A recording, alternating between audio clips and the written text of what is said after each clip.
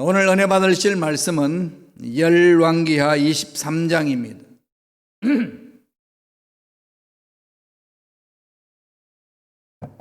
열왕기하 23장 21절에서 25절까지의 말씀이 되겠습니다. 열왕기하 23장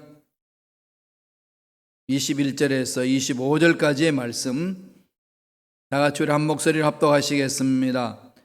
왕이 뭇 백성에게 명령하여 이르되 이 언약책에 기록된 대로 너희의 하나님 야훼를 위하여 유월절을 지키라 하며, 사사가 이스라엘을 다스리던 시대부터 이스라엘 여러 왕의 시대와 유다 여러 왕의 시대에 이렇게 유월절을 지킨 일이 없었더니 요시야 왕 18째 해에 예루살렘에서 야훼 앞에서 유월절을 지켰더라. 요시야가 또 유다 땅과 예루살렘에 보이는 신접한 자와 점쟁이와 드라빔과 우상과 모든 가증한 것을 다 제거하였으니, 이는 대제사장 hil기야가 야훼의 성전에서 발견한 책에 기록된 율법의 말씀을 이루려 함이라. 요시야와 같이 마음을 다하며 뜻을 다하며 힘을 다하여 모세의 모든 율법을 따라 야훼께로 돌이킨 왕은 요시야 전에도 없었고 후에도 그와 같은 자가 없었더라. 아멘. 이 말씀으로 요시야 왕의 결단이라는 제목으로 은혜 말씀을 나누겠습니다. 요시야 왕은 아주 어렸을 때에 왕이 되었습니다. 8살에 왕이 되었고 7살에 왕이 된 또 왕이 있었지요. 누구신지 아시나요? 요아스, 비슷한 왕 이름이 있죠. 요아스. 그 다음에 요시야, 좀 이름이 비슷해서 혼동될 수가 있는데, 요아스는 7살 때에 성전에서 이제 자랐죠. 여호야다 제사장 여호세바 자기 고모 손에서 성전에서 자랐습니다.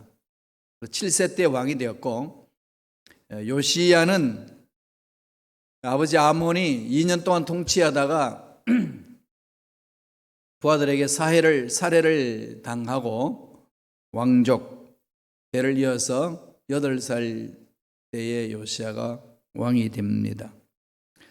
이 왕이 참 하나님 올바로 썼습니다. 어렸을 때에 왕이 되었음에도 불구하고 하나님 말씀 위에 쓰고자 몸부림을 쳤습니다. 31년간 남왕국 유다를 다스렸습니다. 16대 왕이 되는 거죠. 성경에서는 이 요시야 왕을 아주 극찬합니다. 우리 읽은 말씀 한번 읽고 가볼까요? 열왕기하 23장 25절의 말씀입니다. 다 같이 한 목소리를 읽겠습니다. 요시야와 같이 마음을 다하며 뜻을 다하며 힘을 다하여 모세의 모든 율법을 따라 야훼께 돌이킨 왕은 요시야 전에도 없었고 후에도 그와 같은 자가 없었더라. 어마어마한 칭찬 아닌가요?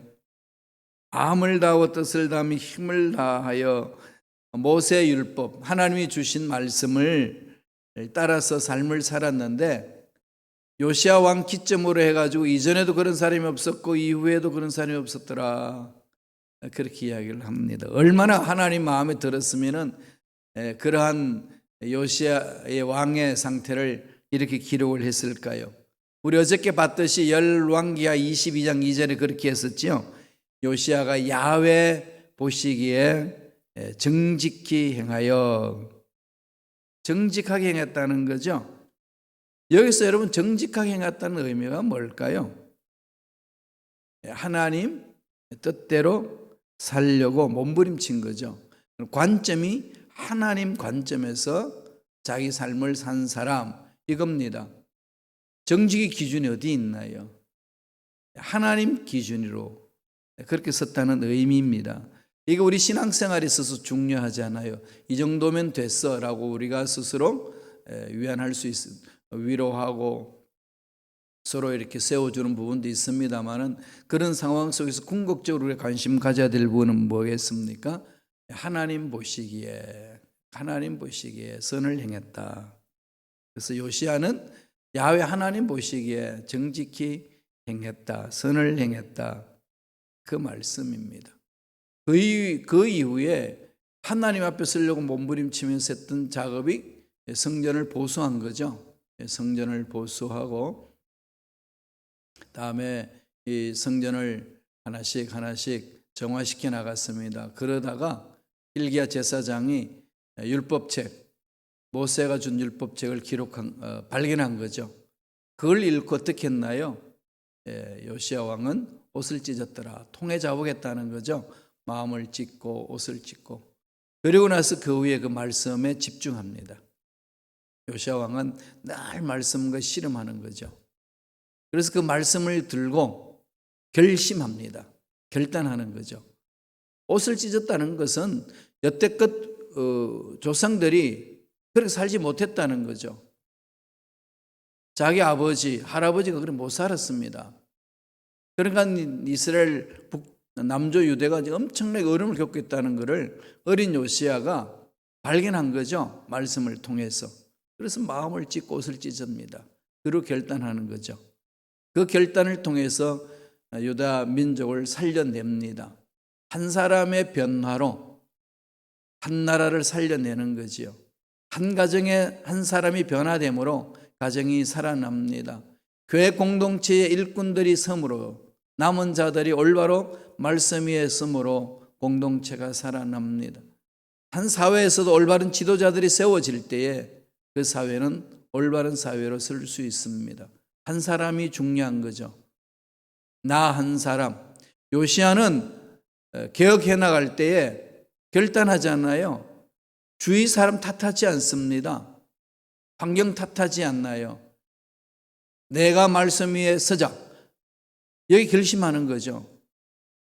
왜 그럴까요? 하나님은 죽은 자도 살리시고 없는 것도 있게 하신 하나님이신데 그 하나님이 나를 통해서 역사하시면은 수많은 사람이 모여서 하나님 앞에 쓰임받지 못하는 사람분들보다도 훨씬 낫다는 거죠. 그것은 오늘날에도 그대로 적용이 됩니다. 나 하나 올바로 쓰면은요, 주의가 바뀌는 거죠. 이런 결단들이 정말 필요합니다. 요시야는 그 결단을 했습니다. 그래서 좌로나 우로나 치우치지 않았습니다. 요시야가 그런 결단을 할 때에 어떻게 섰는지를 말씀을 통해서 우리 볼 수 있습니다. 두 가지로 살펴보겠습니다. 첫째로 어떻게 했나요? 말씀대로 행했어요. 요시야는요, 하나님이 말씀하신 대로 행했습니다. 그러니까 먼저 말씀을 찾았고 말씀 위에 섰고 말씀을 읽고 묵상하고 암송하고 말씀을 실천하는 거죠. 그게 요시야의 삶입니다. 이런 사람들이 있는 그 공동체는 늘 살아 움직였습니다. 안 되는 것 같은데 막 일이 되어요. 그런 일 체험하지 않나요? 말씀에 서 있는 사람 주위 보세요. 환경적으로 안 돼요. 경험으로 안 됩니다. 말로 안 되거든요. 그런데 하나님은 되게 하셔요. 하나님의 역사는 그렇게 일어나는 거거든요. 요시야가 그랬습니다. 말씀 보실래요? 23장 21절입니다. 다 같이 우리 한 목소리 읽겠습니다. 왕이 뭇 백성에게 명령하여 이르되 이 언약책에 기록된 대로 너희의 하나님 야훼를 위하여 유월절을 지키라 하며, 지금 백성들에게 명령을 하는 거죠. 언약책에 기록된 대로. 지금 제사 드리는 거 틀렸다는 거죠. 지금 예배 드리는 거 틀렸다는 겁니다. 왜요? 인간적인 생각으로 드리기 때문에 말씀을 붙들고 드리는 예배가 아니다라는 거죠. 그냥 종교 행위를 하고 있다는 겁니다. 하나님 안 받으신다는 거죠. 약속하신 말씀에 서라. 그래서 야훼를 위하여 유월절을 지키라. 유월절을 지킨다는 게 뭘까요? 단순한 절기를 지킨다는 그 의미가 아니라 하나님이 명령하신 하나님의 마음을 기억하라는 거죠. 유월절이 뭔데요? 애굽에서 나올 때에 문설주에 피를 바르면은 장자들은 죽음을 당하지 않니하고 거기 누가 들있든지 다 산다. 죽음의 사자가 넘어가리라. 패스오브한다는 지 않나요? 그것을 기념하여 지키는 것. 하나님이 우리에게 생명을 주셨다. 하나님이 우리 생명을 살려주셨다. 내가 나되면 하나님 손에 있는 것이다. 이걸 기억하라는 거죠. 그것도 말씀 위에 서서 약속하신 말씀이 무엇인지를 늘 마음판에 새기라는 말씀입니다. 22절에 있습니다. 다 같이 읽겠습니다. 사사가 이스라엘을 다스린 시대부터 이스라엘 여러 왕의 시대와 유다 여러 왕의 시대에 이렇게 유월절을 지킨 일이 없었더니, 철저히 말씀에 섰다는 거잖아요. 약속하신 말씀인데 몸부림을 치는 거죠. 약속의 말씀을 잃어버리면 믿음을 잃어버립니다. 아니, 믿음을 갖고 있다고 생각해도 착각 속에 빠져 있는 거죠. 믿음이 아닌 자기 확신을 가지고 있어요. 자기 생각이 그대로 될 것이라고 확신하는 거죠. 그건 믿음 아니에요. 신념이지. 늘 제가 말씀드리잖아요. 신념과 믿음은 구분할 줄 알아야 한다고. 믿음은 약속의 말씀 위에 서는 것이고, 신념은 자기 생각 위에 서는 거예요. 신념만 있어도 이 세상에 어떤 어려운 일들을 파헤쳐나갈 수 있습니다. 신념 없는 사람보다는 힘이 있거든요. 그러나 하나님의 약속의 말씀을 붙들지 않기에 거기에는 구원이 없습니다. 하나님의 기적이 없습니다. 하나님의 기적은 약속 말씀에 서 있을 때 가능합니다. 따라서 말씀에 서 있으면 믿음이 흔들리지 않나요? 어떤 환경이 와도 흔들리지 않습니다. 그 말씀을 붙들고 가는 거죠. 요시야는 그런 결단 속에서 어저께 봤듯이 개혁을 하는 겁니다. 우상을 철폐하고 잘못된 것들을 고치고 우상 숭배로 가득 차 있던 그 성전을 다 정화시키고, 그리고 무엇보다도 백성들 마음을 사로잡게 하는 거죠. 말씀으로. 이 마음이 치유가 되어야 되잖아요. 그렇지 않나요? 여러분 마음속에 뭐가 들어있나요? 살펴보세요. 나는 예수님 좋아요 그러지만은 정말로 예수님 좋아요가 내 마음속에도 좋다라고 확신이 있는지, 아니 입술만 그러고 있는지. 하나님은 죽은 자도 살리시고 없는 것 있게 하십니다. 바랄 수 없는 중에 바라고 믿게 하십니다. 고백하는 것만큼 내 마음에 약속의 말씀이 살아 움직이는지 여러분 자신들을 살펴보세요. 그 속에 기적이 있습니다. 나는 믿음 생활 하는데도 왜 이렇게 하나님의 은혜와 능력과 하나님 보살피시는 것을 체험하지 못할까요? 이런 물으시는 분이 있으시거든요. 하나님 나 관심이 없으시나요? 아니면 과거 지은 죄악 때문에 그러시나요? 아니면 나는 원래 그냥 하나님과 관심 없이 살아가는 그런 존재인가요? 나를 버리신 건가요? 별 생각을 다 하시더라고요. 아닙니다. 하나님의 오는 자 버리지 않아요. 뭐가 문제일까요? 약속의 말씀이 안 써 있는 게 문제예요. 약속의 말씀에 써 있지 않는 믿음, 허상입니다. 허상이에요. 실상은 약속의 말씀에 서는 거예요.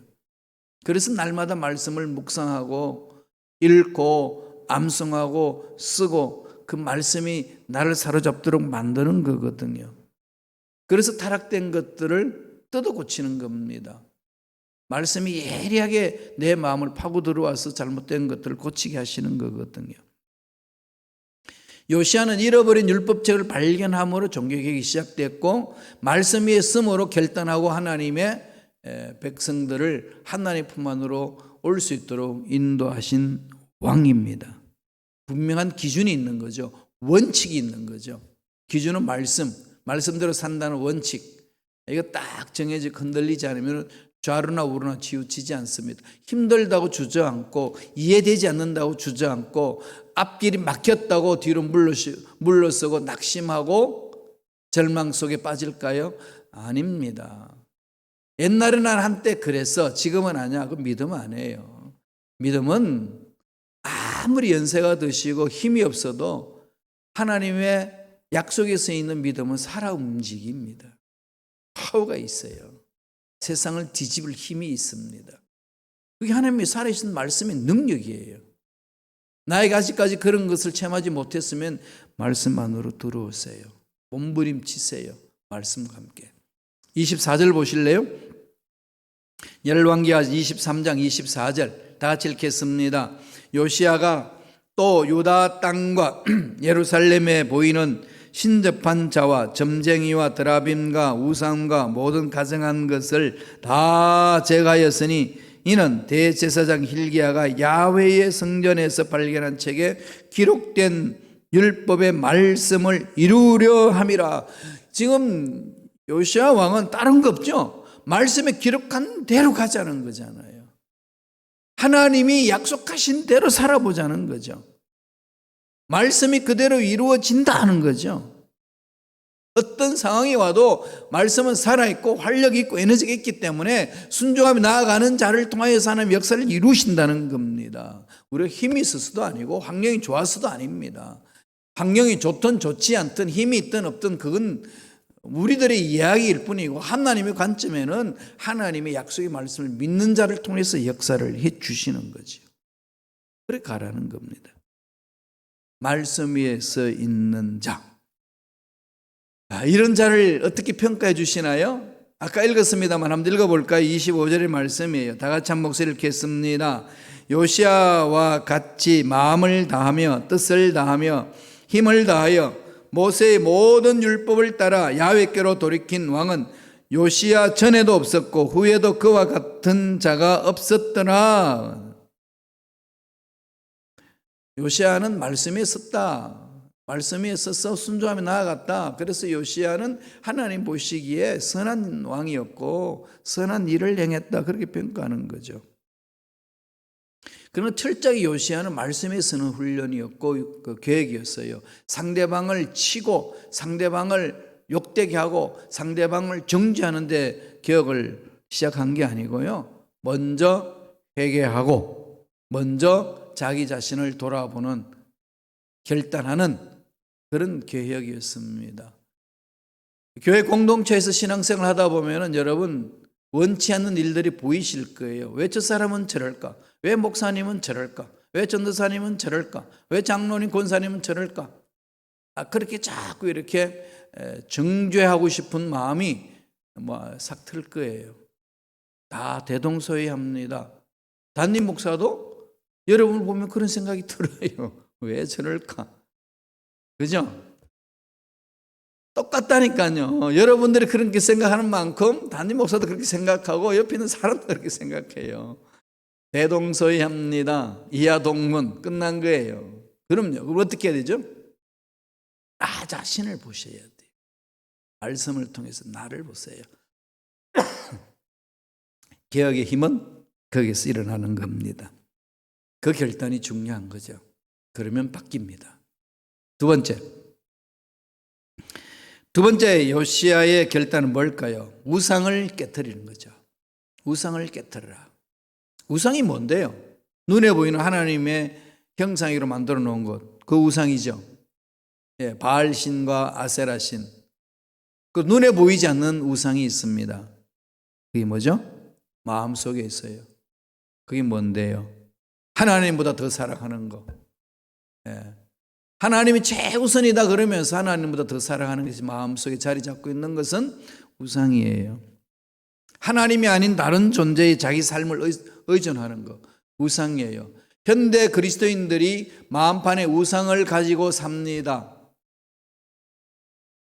쫓아내야 돼요. 순간적으로 하나님 자리를 세상에 있는 것들로 채우기가 쉽습니다. 그게 가장 유혹되는 게 뭐죠? 돈이에요. 다른 것보다도요, 돈이에요. 돈은 언제든지 하나님 자리를 대신하려고 합니다. 돈이면 다 되니까요. 그러잖아요. 하나님이 나에게 충만하게, 하나님의 영이 충만하게 임하지 아니하는 것에 대해서 애통하고 막 괴로워하고 막 슬퍼하는 사람은 많이 못 봤어요. 그런데 돈이 없으면요, 막 너무 애통해 하는 거예요. 너무 괴로워하시는 거죠. 그렇지 않나요? 우리 속지 맙시다. 자기 자신한테. 호주머니에 돈이 없으면 힘이 팍 없어요. 그래서 그냥 몸부림치죠, 돈 벌려고. 근데 성령으로 충만하지 않는다고 막 몸부림치고 괴로워하고 막 난리치는 사람, 보기 힘들어요. 이게 우리의 모습 아닐까요? 저 자신도 그런 모습을 많이 발견하곤 합니다. 그래서 이렇게 물들어가는구나 그러거든요. 정말 하나님 살아계시면은, 정말 살아계신 하나님 능력을 체험한다면 세상의 문제 앞에 뜰까요? 아닙니다. 말씀 보실래요? 이 요시야는 철저하게 우상을 제거했습니다. 하나님 앞에 집중하게 만든 거거든요. 5절 6절입니다. 다 같이 한 목소리를 읽습니다.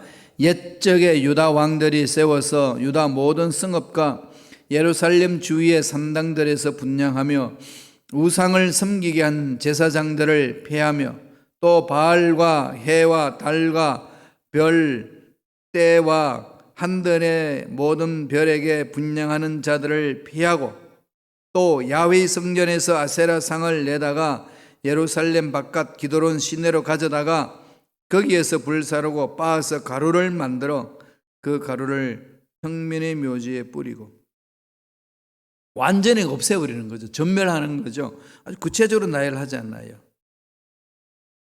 바알 신도 없애고 해달 별 신도 없애고 그 다음에 아세라 신도 없애고 그것도 그냥 없애는 것이 아니라 불을 살라가지고 빻아서 가루로 만들어 다 뿌려버렸습니다. 흔적도 없게 해버렸다는 거죠. 철저하게 우상을 제거하는 것. 교회 공동체 안에도 우상이 많이 들어와 있습니다. 그게 뭐라고요?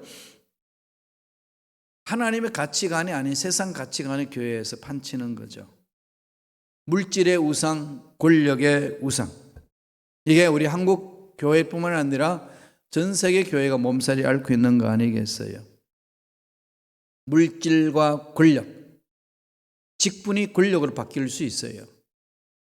직분은 군림하는 자리가 아니라 섬기는 자리입니다. 그걸 꼭 마음판에 새겨야 돼요. 장로님이 되셨다는 것은 평신도를 섬기는 삶이에요. 대접을 받으려고 하는 삶이 아니고 섬기려고 하는 삶입니다.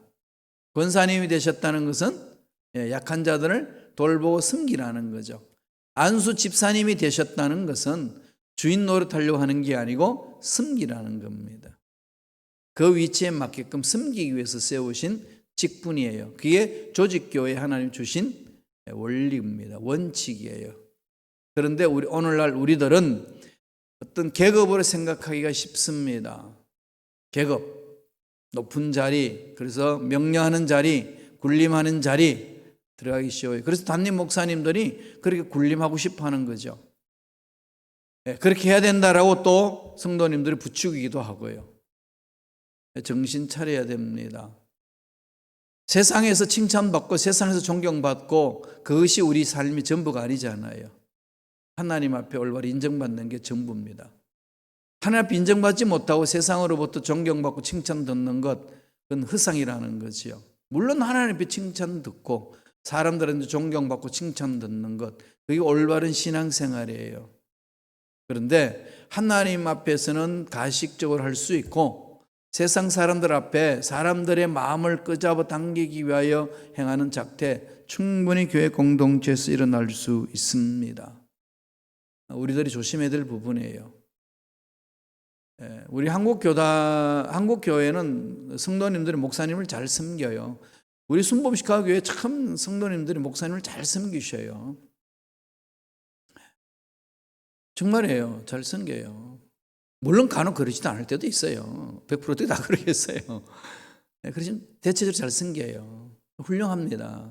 그러다 보면 목사가 착각할 수 있어요. 뭐가 된 것처럼. 이건 타락이에요. 이건 몸부림쳐야 됩니다. 하나님 앞에.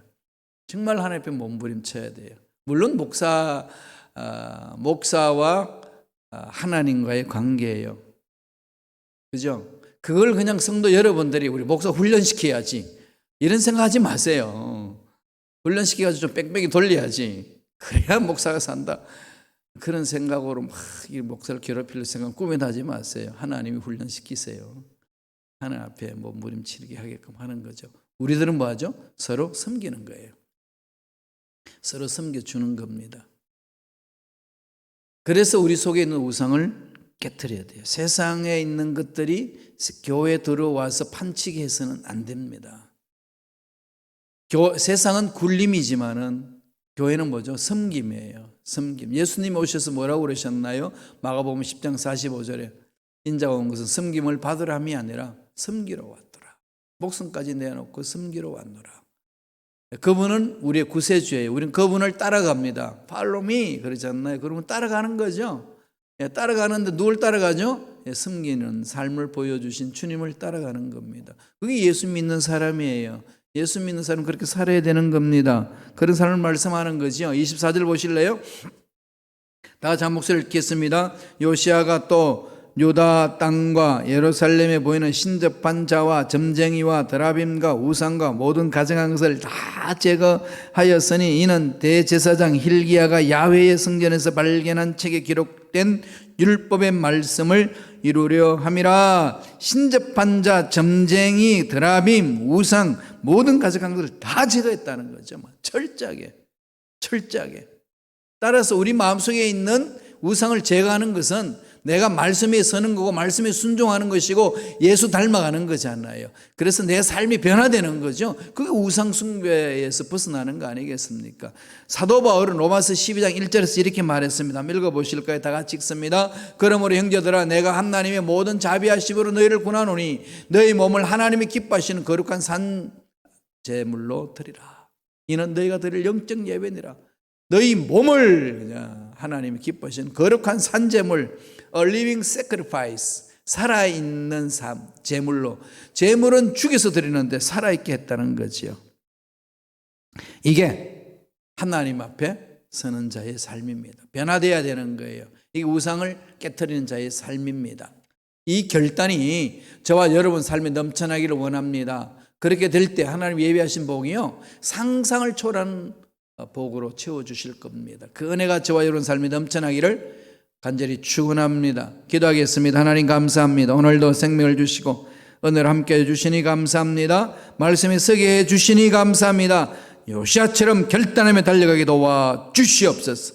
은혜 감사 예물 드린 손길 기억해 주시고 하늘 문을 열어주시고 앞날에 좋은 일들이 많이 일어나게 축복하여 주시옵소서.